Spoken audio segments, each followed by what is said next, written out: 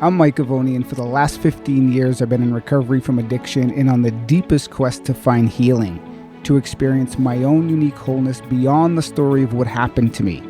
By taking an integrative, holistic approach to experience transformation, I bring you the Healing Beyond Recovery podcast, a show dedicated to people in recovery who are looking for deeper healing and transformation. Dr. Atousa Mahdavi obtained her doctorate degree in chiropractic medicine in 1994 and later became a board-certified qualified medical examiner, followed by a board certification in integrative medicine. She is a certified Ayurvedic practitioner and Ayurvedic yoga therapist, as well as a certified Hatha yoga master teacher. She is currently serving on the board of the American Association of Integrative Medicine as an advisory board member. With a holistic approach and a profound understanding and knowledge of the human system and the mechanics of wellness and health, she has helped many of her patients and clients gain optimal health and well-being. With an extensive training in India in the field of yoga sciences, she has mastery in transmitting yoga and meditation, making her programs highly sought after and attended by many from all walks of life. Mind-body therapy, therefore, is a fundamental and integral tool utilized in her approach for attaining balance and well-being, both physically and spiritually. Before we begin, Dr. Atousa, I just want to say thank you for the work that you do. And if it wasn't for practitioners and doctors like yourself, I'm not sure that I would be here to really have this conversation. At the end of my health crisis, I had two organs on the table, a large intestine and a liver. And the best hospitals in Boston didn't know what to do with me. And it wasn't until I found a functional medicine doctor that I contacted that actually knew what was going on with my body and the systemic inflammation and actually helped me find the solutions and practices in medicine to heal. So I really want to thank you for the work that you do, and I'm really grateful that you're here to share with the audience today. So thanks for being on the show. Absolutely. It's my pleasure. And thank you so much for having me on your show. And I'm glad to be able to share some tips around health and wellness with your audience today. Beautiful. And I think there's no better time than do it in the middle of a pandemic. And I think so many people are suffering, just from standard American diet, from poor health, that, it's really just planting seeds like we're going to do today that help people to initiate change and actually understand that they can take health in their own hands, right? I think I heard a quote the other day by Hippocrates. He says, those who aren't their own doctor are fools. And I thought that was so interesting that even back then he knew that, the healing came from within. There are people like myself and you and practitioners and doctors that can help point us in the right direction. But we all have an inner healer. We all have the ability to get in touch with our own innate wisdom. So, it's really exciting for me to have a person like you share your background and someone who's highly credentialed. And what I love about you too, Dr. Atousa, is you're a Hatha yoga master teacher. And at the end of my journey, I was in a room of I was in my mid 30s or early 30s, and I was with a bunch of 60-year-old women practicing yoga to heal. And I was like the only guy with a bunch of 60-year-old women in this. I was doing Ashtanga yoga at the time, but that's what I needed. And I needed to open my body. It was so, constricted and contracted, and of course my colon. And so I love that about your background. But let's tell the listeners a little bit about yourself and how you specifically chose, integrative functional medicine doc, to be an integrative functional medicine doctor or chiropractic, and why you chose that and why you chose yoga. Okay, yeah, absolutely. I'll be glad to share that story with you. So it all started in my childhood. I grew up in a household where my maternal grandparents lived with us. And so when I was born, they were there. And up to the age of 4, I had the chance of really bonding with my grandpa. And we grew really close to each other. I was home. I wasn't going to school. I stayed home because I had grandparents living there, and so they took care of me, and so I grew very close to them. And when I was 4 years old, he was really old. My grandma was his second marriage, and so at that time, when I was 4 years old, he was already old. And one morning, there was a lot of chaos in the house, and I peeked into his room, and he was asleep on his bed. I thought he was asleep, but he actually had passed away that morning. But being 4 years old, and I guess maybe back then, and I'm not a spring chicken, nobody explained it to you, what happened, where did he go? And it probably is difficult to explain to a 4-year-old what is death anyway. So I just one morning lose him, and he never returns. And this planted this seed of curiosity, I guess, in my subconscious mind about death, dying, loss, health, suffering, human pain, etc. So a little bit later, when I was 6 years old, my paternal grandma came to visit us because we lived in a different city. And so she came to visit, but she stayed with us for a few months. And again, I was still not going to school. I just went to first grade when I was 7. So at 6, I was still at home. And she was home and with me. And I would look at her rub her joints with these ointments, like several times a day. So I would start a conversation with her, what's wrong? And then she, of course, told me that her joints hurt. By the way, she had RA. She had rheumatoid arthritis, and so she would tell me this is hurting, and the ointments help. So I would offer to do that for her. So I would grab the ointments and rub her joints for her. And something within me just wanted to end her suffering and her pain. And fast forward when I was 12. My dad lifted up the same grandma from a hospital bed and threw out his back. So he had the disc herniation from lifting her up, because at that moment, basically she had passed away, and he was so emotional. He wanted her, like he told the nurses, no, I want to pick her up and transfer her to the other, bed to take her to the morgue, etc. And so he threw out his back, and so now I'm at home and I'm working on his back. I'm walking on his back. I'm doing all kinds of movements with my small feet, and I was a very small, 12-year-old, and with my hands and stuff. And there was just something very intuitive in me about pain and suffering, and this level of needing to end pain and suffering in people just continued until I was, later on in college, and different scenarios would represent to me, as I was, later growing up, etc., when people suffered for one way or the other. And so in college, I was also very interested in learning biological sciences and health sciences. So I started taking a lot of pre-med courses.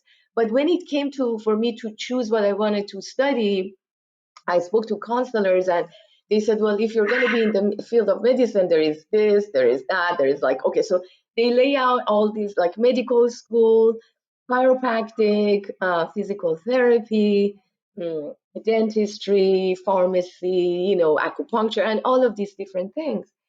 And I said, what is chiropractic? And she told me, well, this is what they do. I honestly didn't know what chiropractic is. And so I contacted a couple of chiropractors, and I went to their practices and saw what they did. And it immediately resonated with my childhood. And it immediately resonated with what I felt was intuitively in sync with who I am. A healer, using your hand, using your energy to heal, etc. And it was natural. And by that age in college, I already had um, an aberration towards a hospital environment. I didn't like the hospital environment. And I felt like as a medical doctor, I probably would spend a lot of time in the hospital environment.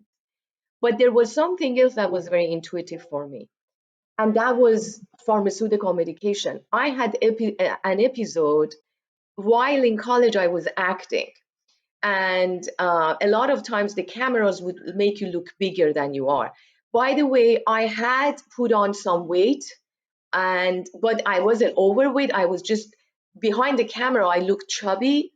And so, a lot of these producers and even co-actors would tell me, you need to lose some weight. And then some of them told me to take this pill. And we're talking about mid to late 80s right now. We're talking about mid to late 80s. And how old were you at this time? I was in early 20s, like I was 22, 21, 22. Okay. And so anyway, so a couple of them told me about this over-the-counter, diet pill. And so I go to back then it was called Save-Ons. I go to Save-Ons, now I guess it's CVS, and I take this medication. Now, there is ephedrine in it. Mm-hmm. Ephedrine or ephedra got banned by the FDA 10 years from this time. It got banned in the 90s, in the late 90s. I don't know if you know that. Mm-hmm. It got banned because it had cardiovascular side effects, strokes and heart attacks and things of that nature. But at the time, when I bought this medication over the counter and came home to take it, I didn't know anything about side effects, or I didn't even know what ephedra is or ephedrine is. And so, but here is the thing, here's the point, here is the story.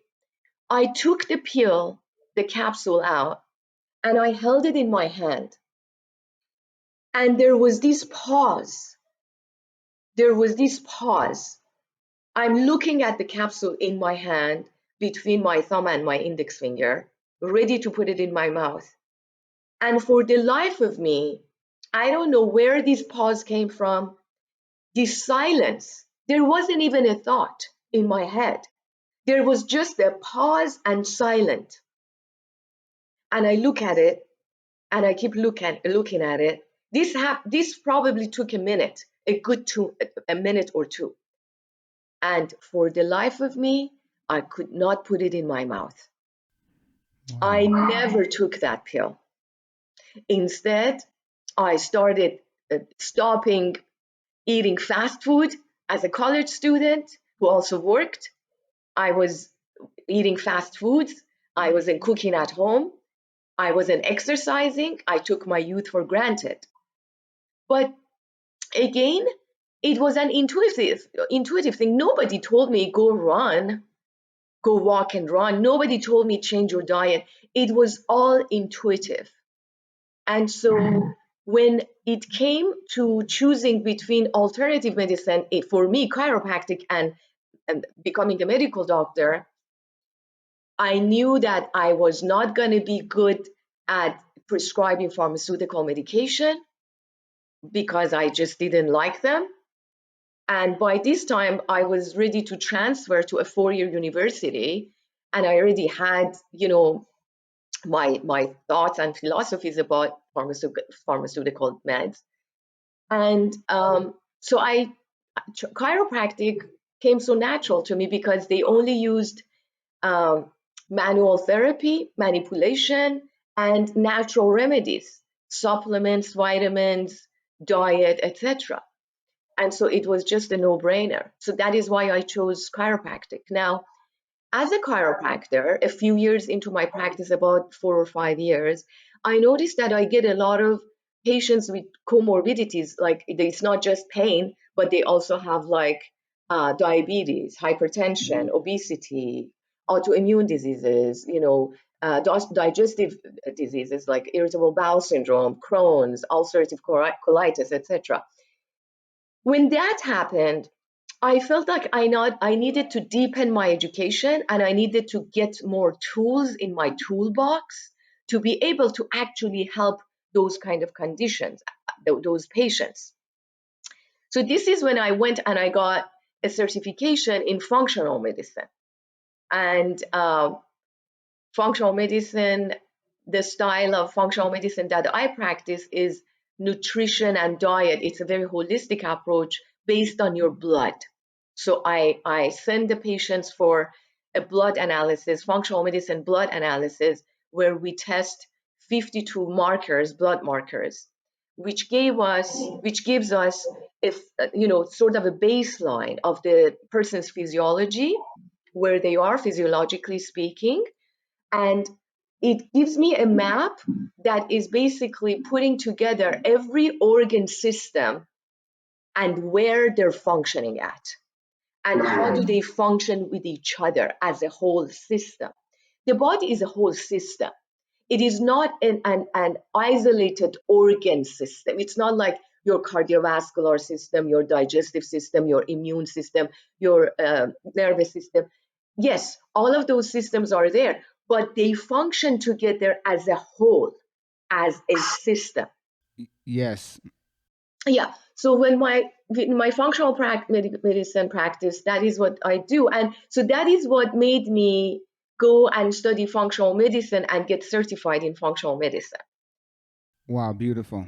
Yeah, and then later on down the line, American Association of Integrative Medicine grandfathered a lot of chiropractors with 15 years of experience and also with certifications in nutrition and functional medicine, and gave us basically a certification in integrative medicine, which integrates a lot of different modalities of healing and healthcare. And you could also be a medical doctor, but you could be practicing integrative medicine by integrating a lot of healing modalities. Um, and that is up to when I got all of my healing credentials, and then what took me to yoga is continuing the journey. But if you have any questions at this point. Yeah, I think it's beautiful that, as a young girl, something happened with the death of your grandpa that just shifted you. The same thing happened with my naturopathic doctor mentor, Dr. Paul Epstein. And Yeah. it's something that shifts us deep to the core, and then rubbing, your grandma's joints, because she had rheumatoid arthritis, and then getting curious, and then having the incident with the pill, right? I got the chills when I had this like image of you looking at this pill and just like really having this divine intervention right there, something coming in and just saying like, this isn't for you, and then having you get in touch with your own intuition to go take the steps you need, change the diet, exercise, things of that nature, to actually experience the transformation. So that's what this is about, is really knowing that we have so much power, and we can do these steps and lifestyle changes to experience this deeper healing. And I love how you made the fact that functional medicine sees the body as a whole, where that's very different than allopathic medicine. When you go there, a lot of us have been in that system for a long, long time. I know I was before I couldn't, I had to go. And they, the heart doctor looks at the heart, the lung doctor looks at the lung, the kidney doctor Yes. looks at the kidneys, the neurologist looks at the brain, but no one's communicating with each other, right? No one's talking about that. So maybe you can just briefly share what functional medicine is and how it's different from allopathic, from how you see it. Yeah. So in allopathic medicine or conventional medicine, you're looked upon as a disease. So when you don't feel well and you're sick, basically they label you, diagnose you with some disease or some condition, and then they try to give some sort of a remedy for the disease. They're not looking at the person. They're not looking at the totality or the whole of the person, which is body, mind, and spirit, which is my philosophy, and a lot of alternative medicine doctors, have the same approach. They look at the chemistry and they look at the disease as a label, and their training in medical school tells them If they have acid reflux, give them, there are these two medications that you can give them. So do you become suddenly a number, a disease, a number that is labeled as a disease, and then there are these two medications for that. And they don't look at the whole of you, your life, your lifestyle, your diet, your daily routines. It is a sick care system. So conventional medicine, as it's practiced today, and trust me, it wasn't practiced like this 200 years ago. It just wasn't. 200 years ago, what we call alternative today was conventional medicine. Mm-hmm. But there is a history how it all changed, with the big, corporations and big money, powerful people, etc., taking over. So it's a sick care system, meaning you get sick, you go in, you're diagnosed as a disease or a sickness, and they are trained to mask your symptoms, mask the symptoms of that disease instead of treating the underlying cause. Yeah. So Yeah. treating the underlying cause is the way of the functional medicine. And they try, what is it that why is it called functional medicine? Because they're not just looking at your symptoms, they're looking at the way you function in every area of your life. Are you well in your family? Do you feel well in society? Do you feel well at work, in business, in your finances, in your love life, in your spiritual life? All these different 7 areas of life. Do you feel well? It's not just, okay, let me check your cholesterol. Let me check your blood pressure. Okay, your blood pressure is high. I'm going to give you a pill. That's the way of conventional medicine. Functional medicine or integrative medicine would look at, why is your blood pressure high? Let's not just think about your blood pressure, and let's just not think about, okay, what is it I could give you to bring it down? But let me look at your lifestyle, to look at you as a person, as a whole, and see what we can do so your body's natural rhythms, your body's own pharmacy can align itself with nature, with your nature, and therefore lower your blood pressure to where it needs to be. Yeah, there's no connection even in the conventional path between the biography and biology of people, right? Dr. Tosa, when I came Yeah. in with universalis ulcerative colitis, my whole colon was ulcerated, right? Mm-hmm. Do you think any doctor ever looked at me and put his hand around me and said, Michael, tell me what happened to you? Why is your colon ulcerated? What was what was your childhood like? What's your relationship with your parents like? No one Mm-hmm. ever asked me that question, but that was what was at the root of my Mm-hmm. ulcerative colitis. So I love how you shared that they don't see the whole person. Yeah. And the whole person being body, mind, and spirit. Body, And mind, and spirit. spirit. And so your experience, let's say, your relationship, or anybody's relationship with their parents' upbringing, or if there is any trauma, Mm-hmm. looking at trauma is looking at how the mind and your spirit has been impacted, with that interaction, or with that experience, with that traumatic experience in your childhood, and Absolutely. how that manifested for you in your gut. For someone else, that same experience may result in something else, like they may develop depression, they may develop anxiety, they may develop heart disease. You understand what I'm saying? So that is where the uniqueness of each individual is.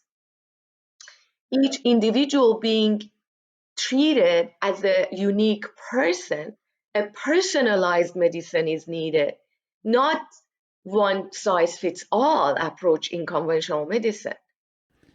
Absolutely. Personalized medicine. It's vital because everyone is different, right? Even some people experience trauma and their system is more resilient. They don't get affected. Like my sister didn't Exactly. develop disease, right? Exactly. She has her own stuff. You know, she's super resilient, amazing human being, but we all Yeah, get affected in different in ways. But different ways. Yeah, absolutely. absolutely. Absolutely. And, and there is always all these three areas. Someone's body gets affected, but it came from the mind. It came from, this um, traumatic, toxic relationship with someone in your life, or an experience of some sort, and then that will for someone manifest in the body.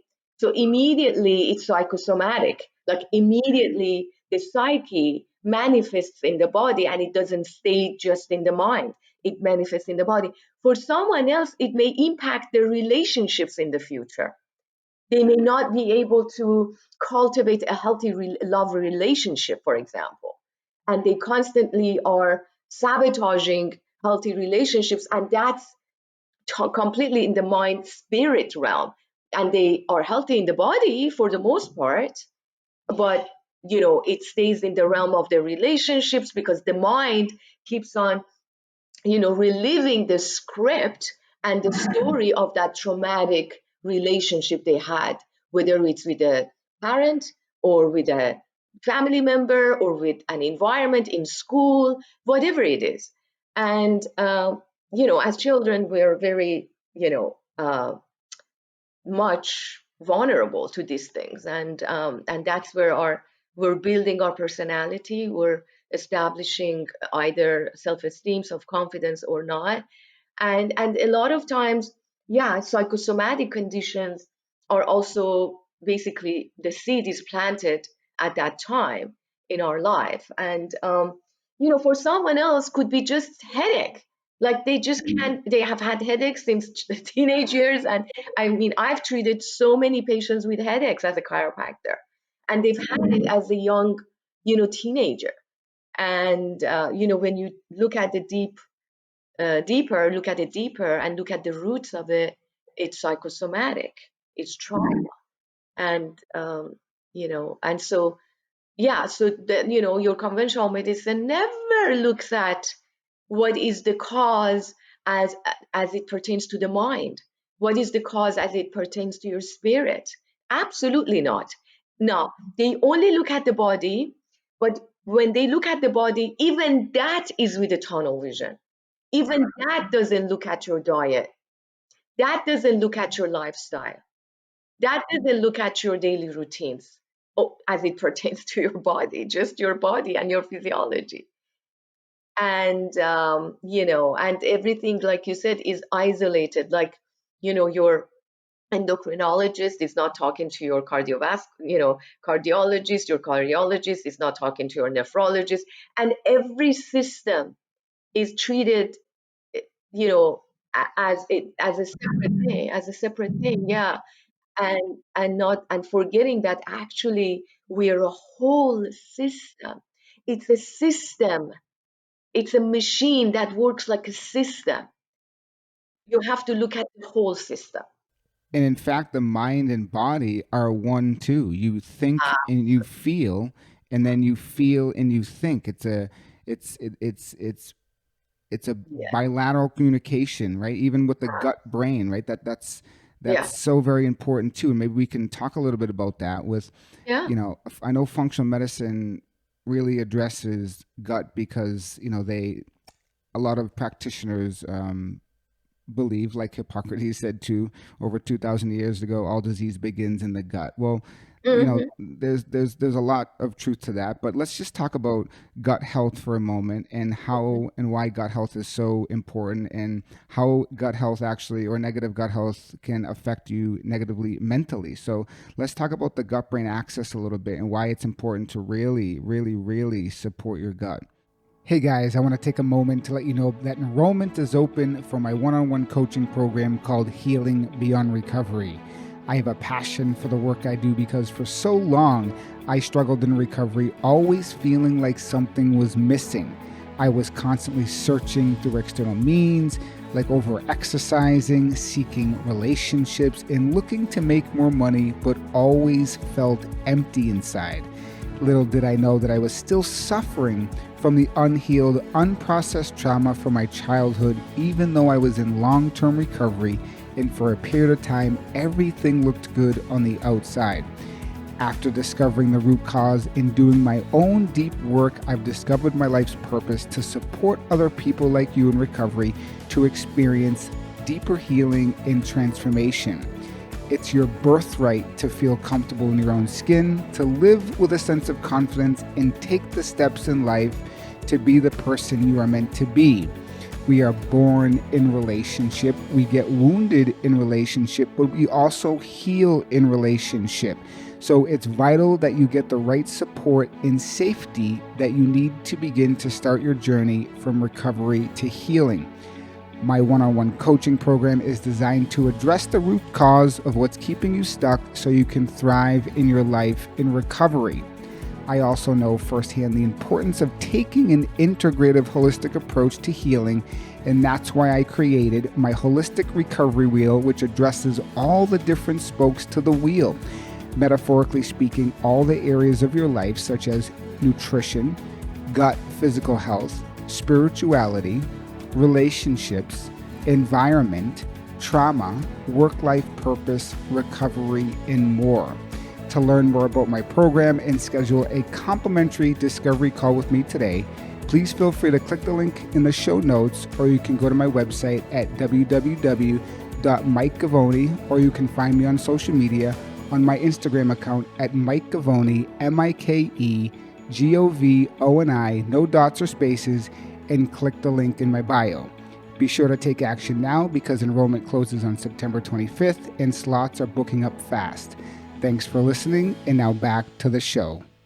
Part of my story after I, got certified in functional medicine and integrative medicine, I ended my story there, but the gut health became a more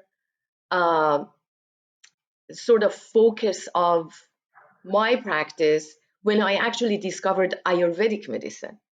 So just like so functional medicine, not every doctor will tell you, let's start with your gut.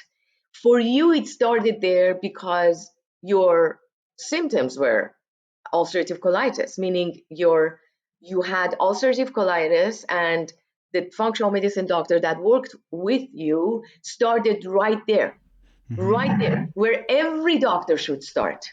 Every doctor should start there. Every doctor should start in the gut?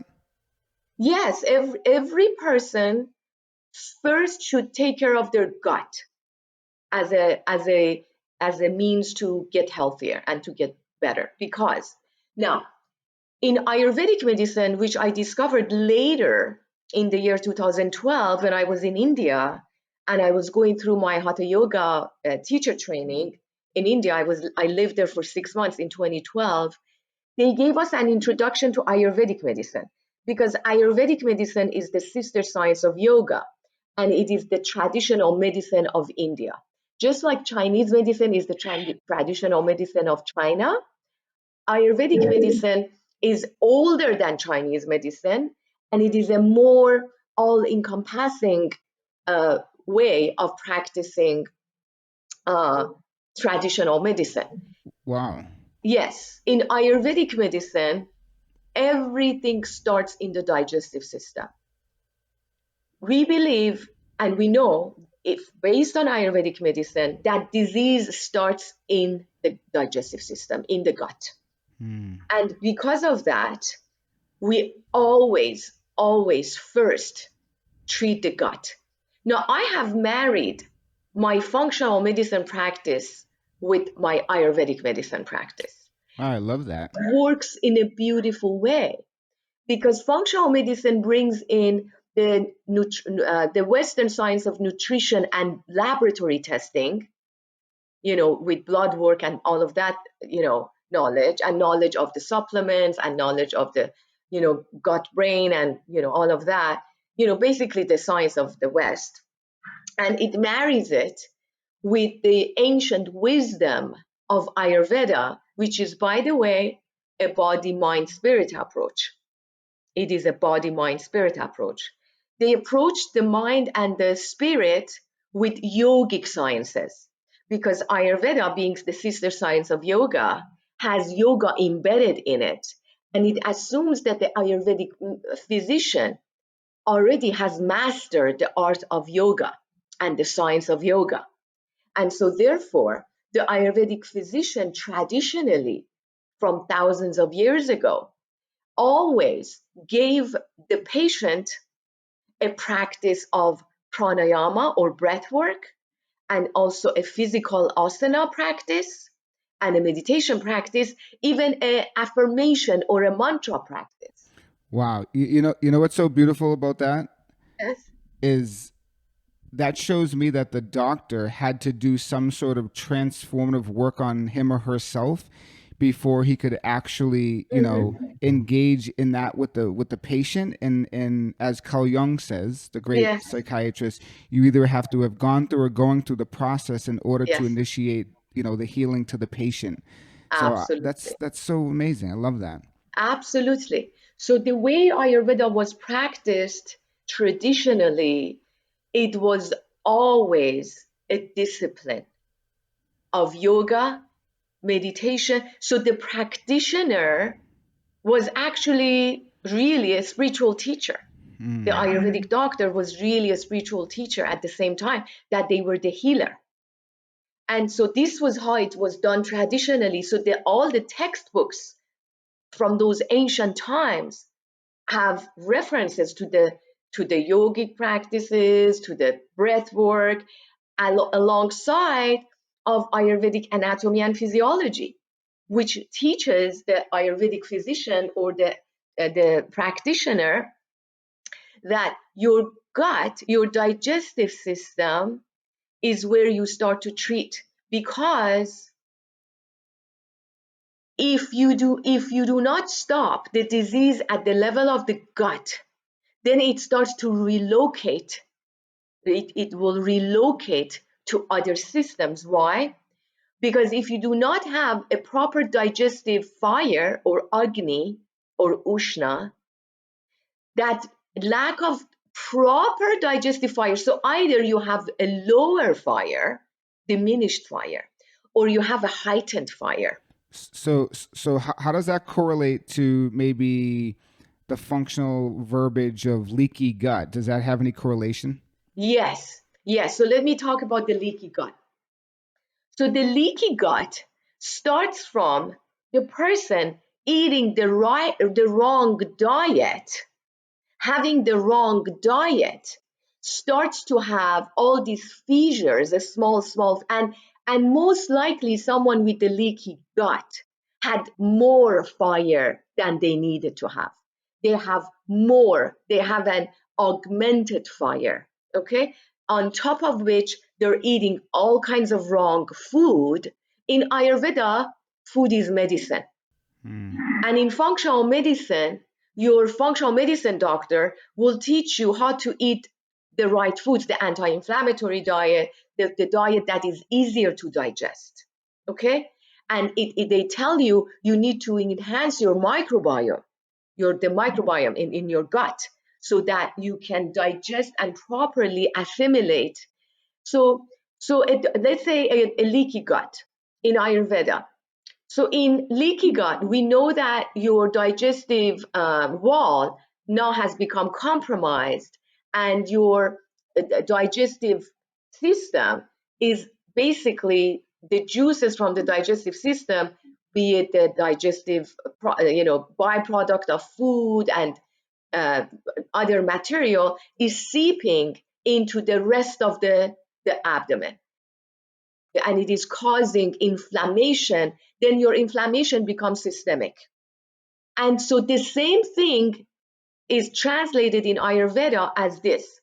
When your digestive fire is compromised, it's either augmented or lowered, and you're having the wrong kinds of food, you have digestive ama. Ama is the digestive toxicity, the toxic material. as a result of the digestive processes that are not being done properly. And now this digestive ama or toxic, if you do not treat the gut, it will seep into the rest of the body. That digestive ama will will relocate will relocate to other systems. So that ama. So just for the listeners, in a simple form, maybe is that ama is a translation. If you think about your gut barrier system having these tight junctions, and they open up, and Yes, then that material goes through, yes, and then it goes yes, directly into the bloodstream. So you have exactly. immune response. Exactly. It will go to the bloodstream, and from there, it will relocate to where you, as an individual, unique person Mm-hmm. with your unique tendencies, are going to take that armor. Let's say someone will have it deposited in the liver. Someone would have it deposited in the kidneys and have kidney issues. Someone in the cardiovascular system, someone in the lipid system, someone in the endocrine system. And that is why people will have different manifestations labeled in conventional medicine as different diseases of different organ systems, but it all starts in the gut. So you have to fix the gut. You fix the diet. You fix the digestive fire. If it's too high, you have to calm it down. If it's too low, you have to enhance the fire. And so it's always about agni and ama, the digestive fire and the digestive toxins. It starts with that, with Ayurveda.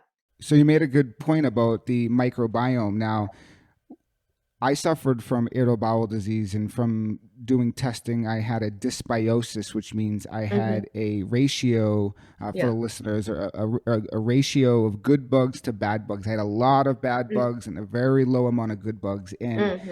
I did a procedure which is called a fecal microbial transplant, where I took the Mm-hmm. healthy stool of an individual Mm-hmm. and went up there in my colon, or a doctor did, and implanted it. Meanwhile, Yes. just for the record, too, there's only one condition in the United States you'll actually do this for, which is for C. diff, because there's no money in people's poop, but there's huge money in biologic and immunologic drugs. So I was graced enough to find this doctor that would do it for me. Yes. And by shifting the microflora, or the diversity in Mm-hmm. my microbiome, I got well. And that was with a bunch of other things: meditation, shifted my consciousness, diet, Yeah. relaxation, and so forth. But the doing the fecal microbiota transplant was such a game changer for me to get that immune system, because, as we know, what, 80% of your immune system lives in your gut. Yes. Oh, you're asking me? Oh, I'm just, yeah. There's a high quality of the immune system in the gut, correct? Yeah, yeah, that is correct. That is correct. So, in fact, there is a whole science of psychoneuroimmunology, Mm-hmm. and we know that we have more nerve receptors in the gut than Mm-hmm. we have in the brain.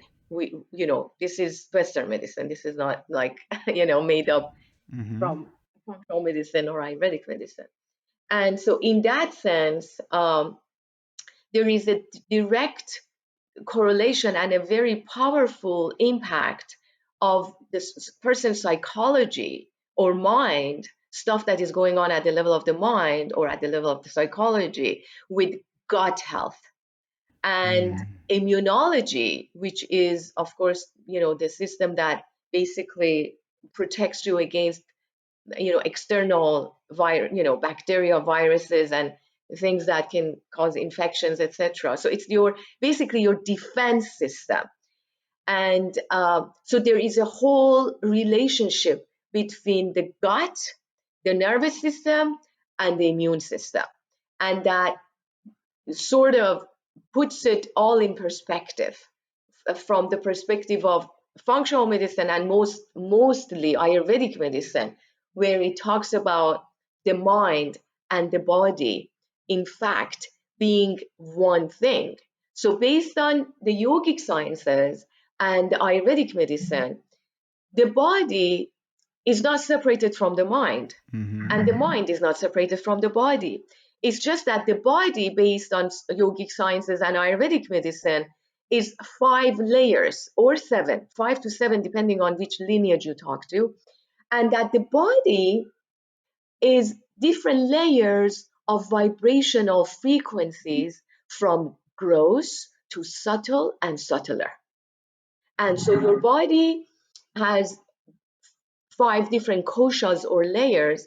It starts with the physical body, which is called Annamaya kosha, which is the food body, because the food that you eat will nurture and will build this physical body. And that is one of the main reasons that food in Ayurveda is medicine.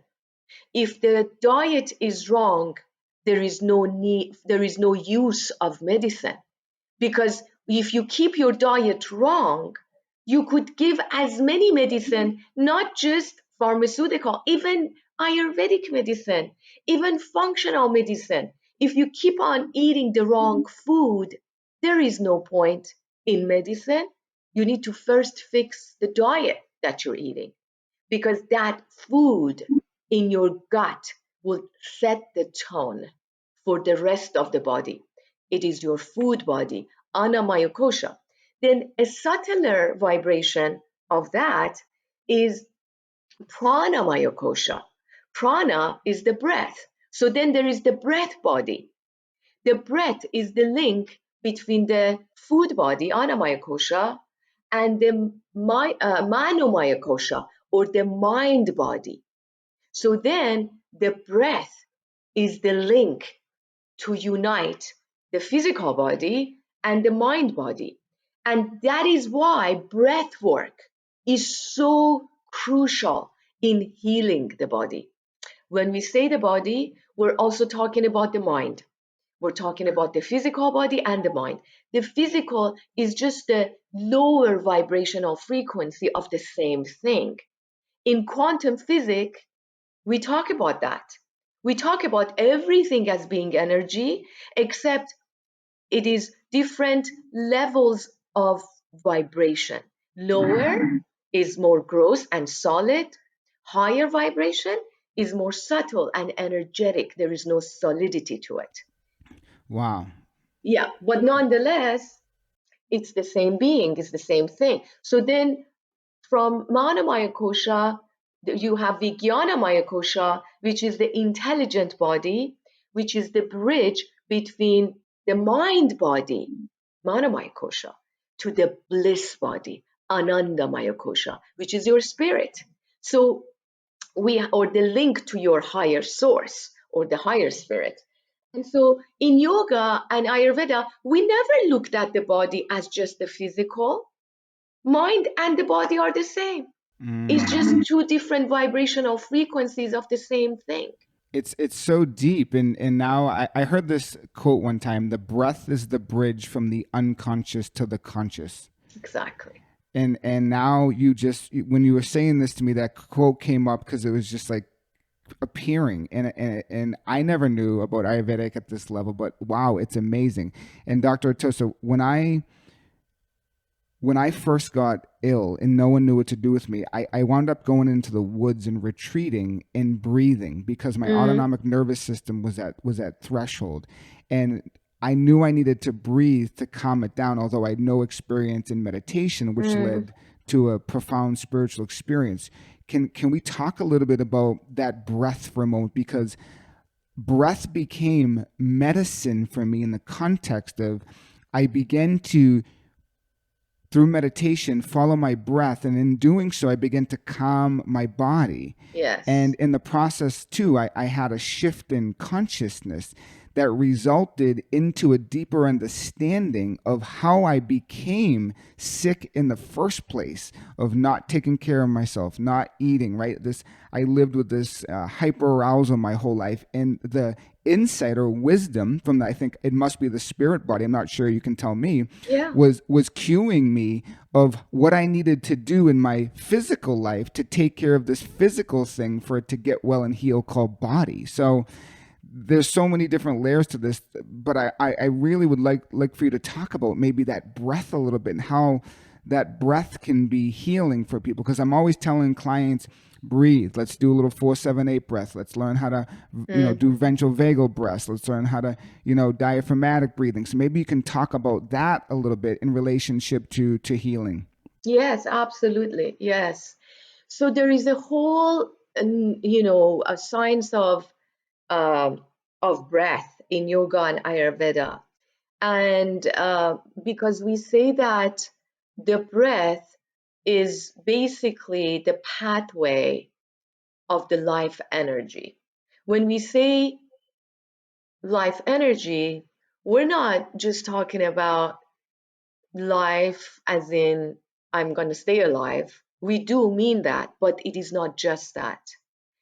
We talk about the entire life as we know it in this cosmos.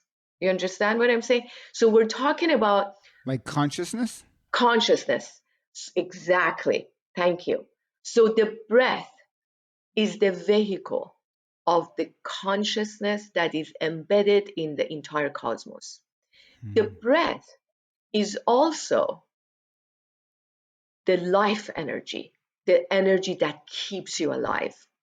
But it's not just about being alive, it's also about health and the highest level of vibration that brings the ultimate life energy within the human system. So when we say someone has expired, that means died, expired, they breath out, the breath went out. This is not an accident. When we say inspired, you inspired me, inspiration, taking a breath in, that is not by an accident as a word of choice, as a choice of word. It is because the act of being inspired or the state of inspiration, the breath carries the consciousness that is embedded in the entire cosmos. So then someone gets inspired in spirit. Their spirit got elevated to a different level. So the breath, there is a mystery, a mystical aspect to the breath that in the conventional medicine in the West we don't look at. So it is not simply you sit and you do a mechanical action of some breathing technique. In fact, the act of breathing techniques that will bring so much inspiration and so much downloading of the cosmos wisdom, of the universal intelligence, it is the mystery of the breath, because that breath carries with it more than just your life energy. It is the primordial source of life. It links you to that source of life. You want to call it divine, you want to call it the universal intelligence, you want to call it the higher consciousness, whatever you want to call it. But like I said, it first, the person that is in pain in the body and it has health conditions, when we teach them first to start to breathe, we're not telling them, hey, let's connect to the divine and let's see what he has in store for you. It doesn't start there. It starts with, let me get you the, the pure oxygen, the pure life energy that you need to heal this body first.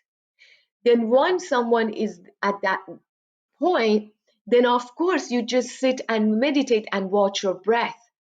And now you're connected to Anandamaya kosha, or your bliss body.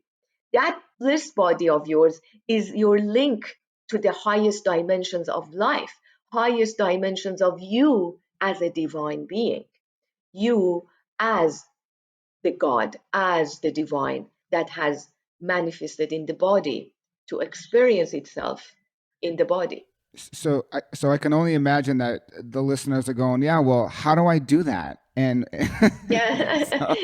so like, so what does it look like, to kind of bring things around? Maybe we talked about diet and like lifestyle changes, things of that nature, to breathing. What would it look like maybe for them to develop some sort of practice or breath work, so they can begin to touch in and settle and quiet and experience the healing that is part of meditation or the breath?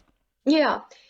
Yeah, so, I've taught this long enough to know that the first, barrier to people meditating is their mind. I mean, they sit to meditate and the mind chatter starts to go like a monkey brain, right? You tell them don't think about a monkey, and that's the exact thing that they're going to do. They're going to think about a monkey, right? And so that's what happens in meditation. They sit to meditate and they don't want to think, but the first thing that happens is all those thoughts coming from all over the place, right? And so there is a science to it, and that makes people discourage people from meditating. So I would say start with a yoga practice that grounds you. You need to get grounded first. And so, and that is the science of hatha yoga. It comes first is yamas and yamas. That means the way you live, how you conduct your life, what you eat, what do you engage in, how, where do you entertain your thoughts, what do you choose to look at, what do you choose to listen to, how do you choose to conduct your life as it comes to your friends, your neighbors, your co-workers. That's yamas and yamas. That's the first way, the first place to start. But it doesn't end there. Then it's asana. Asana grounds you, meaning physical yoga practice is asana, postures. It grounds you. It clears your energy pathways, because as we have a science of nervous system, we have a science of yogic energy system.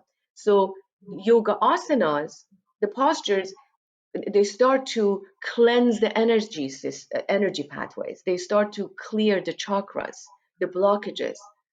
So then is pranayama. Now you do breath work. So first do asana or some simple yoga practice to ground and detoxify a little bit the energy system, then sit in pranayama. So pranayama is the fourth limb of hatha yoga, being an eighth limb. So then you sit and breathe. So you breathe, you focus on your breath.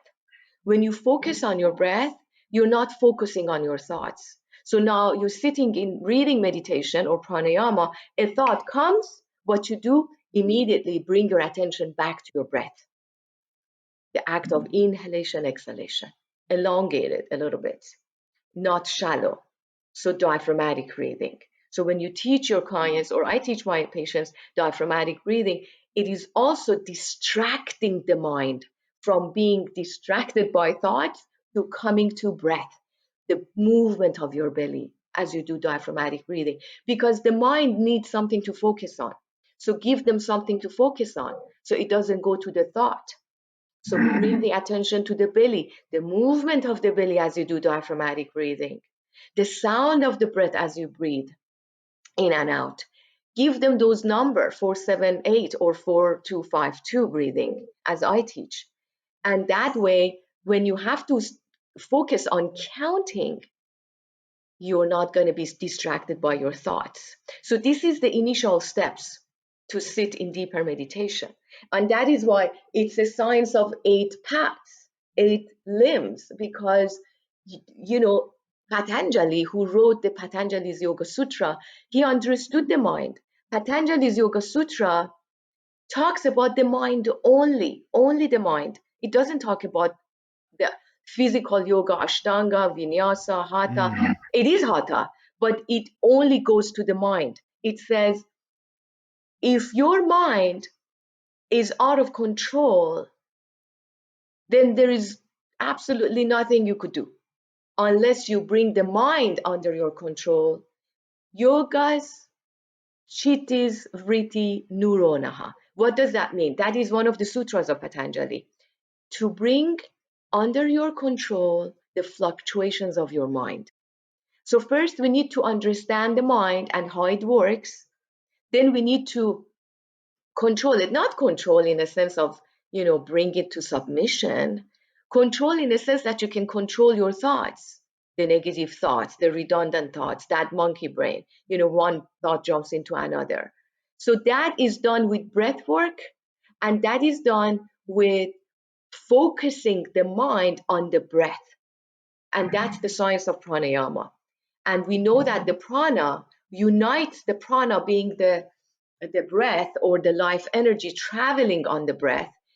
It unites the physical body to the mind, to the mental body and emotional body, manomaya kosha, mental and emotional body. Manomaya kosha united with the body is the science of the breath or prana, and that is also the science of yoga, uniting the body to the mind, union. And so I hope that helped. But you can't just ask someone to sit and meditate, because they'll find the thought becomes louder, and so therefore you teach them prana first. You teach them pranayama, which means breathing meditation, and that's what you did. You intuitively knew that you had to get out there in nature, and you needed to breathe, to focus on your breath, and that was an intuitive thing. Totally. It was exactly that. It was intuitive. It was exactly going out in nature and breathing, and that was the journey to profound healing. So, I mean, there's so many layers to this. I just got schooled on meditation and breath and all that. So thank you for that that deep Oh that my deep God, my that pleasure. deep yeah that deep teaching. So yeah, for the listeners out there, first I just want to say there's no such thing as a bad meditator, because a lot of people get on the meditation cushion and they're like, oh, I tried meditation, I can't do it, I suck at it, and it's not, that's not it. It's just the Yeah, mind is like a, yeah, when they say like a monkey or a bucking horse, and it takes time yeah. for that to calm down. And I think what's so beautiful is you're sharing, developing a breath practice to give the mind something to focus on is beautiful. So even if you just start breathing, what would you say? Just start breathing, 4-2-5-2 breathing, or Diaphragmatic breathing, yeah. So I would say first start with diaphragmatic breathing. And what I would, guide your audience, and also like my own patients, when they haven't done any breath work, any meditation, is to sit in a very comfortable posture for you. Could be on a chair, could be on the floor, cross-legged, not cross-legged, however. Just find yourself at an easy pose and place your left hand on your belly and place your right hand on your chest, and start to take deep inhalations and exhalations. That means with each inhalation, your belly and your chest rises, mainly your belly, and then with each exhalation, the belly goes in. If that is very subtle right now, then you need to do it with more proactive physical involvement. That is, you actually with each inhalation make your belly bigger, make it come out. So you could take a deeper inhalation. And with each exhalation, push your hand, of course, gently, and push your belly in to get a longer exhalation. This will give you an experience of diaphragmatic breathing, which has the connection of the hand to the body, which will bring more understanding, more connection to the breath. So now your attention is on your belly, on your hands, and your breath. And there is very little chance of the mind getting all scattered. So start with this because it's very calming. When you put your hands on your body, it's healing. The human hands are healing. So you're doing a lot of things at the same time. And sit and breathe from the belly, diaphragmatic breathing with each inhalation. Make sure your belly expands. with each exhalation, make sure your belly contracts, meaning your belly button gets closer to your spine. And continue to breathe this way. If counting helps you, yes, you can then count 4 as you inhale, 2, hold your breath, 5 as you exhale to the count of 5, then 2 as you pause the breath. So 4, 2, 5, 2. Then you could combine the diaphragmatic breathing with the 4 to 5 2 count with the assistance of the hands on your body. That way, so many people are shallow breathers. So many people have no idea that when they breathe, their belly actually has to move in and out. And so, first, you have to train them with the movement of the belly, diaphragmatic breathing, with the assistance of the hand, and then maybe bring in the count. So, that is the first practice I teach my students, my patients, and maybe your audience can start with that. Beautiful.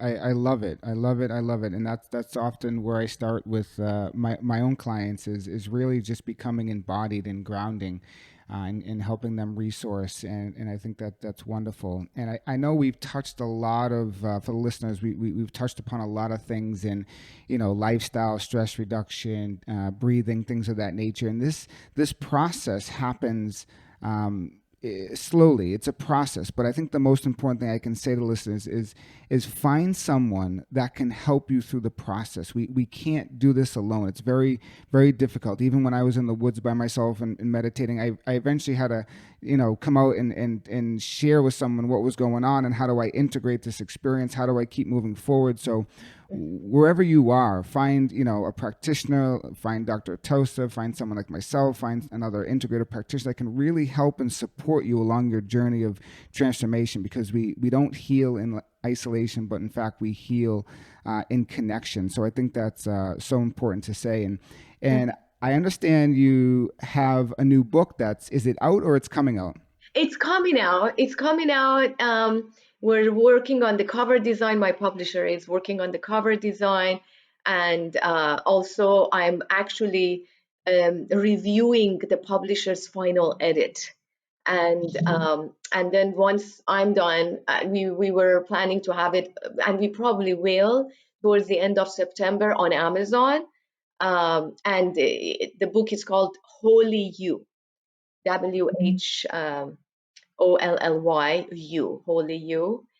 And I actually have many different chapters on a lot of different topics that we covered today, on breath, on yoga, on pranayama, on meditation, on quantum physics, body, mind, spirit, approach of the yoga and quantum physics.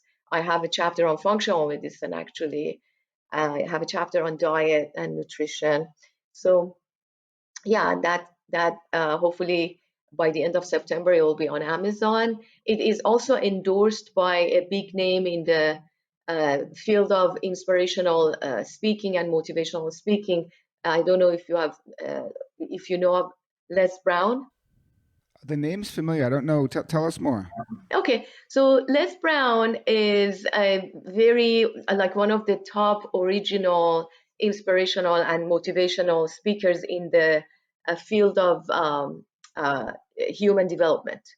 And he's written multiple best-selling books. He has spoken on all kinds of stages and arenas, and he's invited by a lot of big names also in the same field to do programs and summits and all of that. And so I just had the chance to, send him my manuscript and the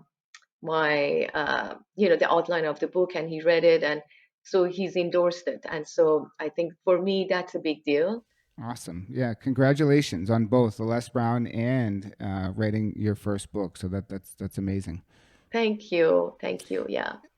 So what we'll do is we'll put, when the book comes out, I'll put the link for Amazon and so forth in the show notes. For now, I'll just put a little clip and tell them a little bit about it. But also tell the listeners, Dr. Atousa, where they can find you and your services, and what type of work are you doing right now with this whole COVID jazz? Are you seeing people in person or just on online consults? Yeah. Yeah, I'm seeing both. I'm seeing patients in person and I'm also doing telemedicine. It depends on the patient's preference at this point because of COVID. But yes, I do see patients in person still. And of course, what I do, it's basically functional medicine and Ayurveda, holistic consultation, and of course, accordingly, if someone needs yoga and pranayama, I do when I have a whole package. When I work with a patient, I offer different packages that also include your individualized yoga practice, breathing meditation and pranayama and meditation practices. But so that they can all find out if they go to my website, yourvitalitydoctor.com, yourvitalitydoctor spelled out.com. And also my office number, if someone wants to connect and make an appointment, 310-289-9770 is my office number. And what about social media? Social media, I'm on Instagram, Dr. Atousa Mahdavi, Atousa, Atousa, Mahdavi as in Victor I, Dr. Atousa Mahdavi on Instagram. My Facebook, also same, Dr. Atousa Mahdavi.